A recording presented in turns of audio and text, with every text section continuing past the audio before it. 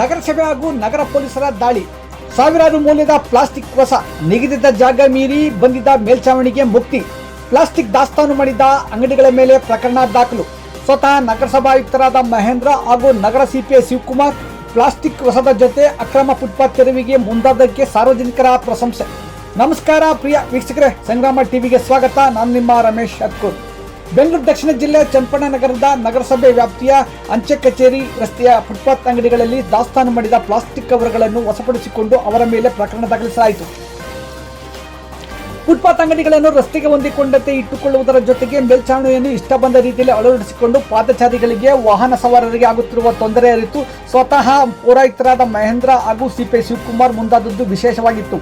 ಫುಟ್ಪಾತ್ನಲ್ಲಿ ಅಕ್ರಮವಾಗಿ ಅಂಗಡಿ ಇಟ್ಟುಕೊಳ್ಳುವುದರ ಜೊತೆಯಲ್ಲಿ ಒಬ್ಬರಿಗೆ ಸೇರಿದ 3 ರಿಂದ 4 ಅಂಗಡಿಗಳು ಇರುವುದರ ಬಗ್ಗೆಯೂ ಅಧಿಕಾರಿಗಳಿಗೆ ಮನದಟ್ಟಾಯಿತು.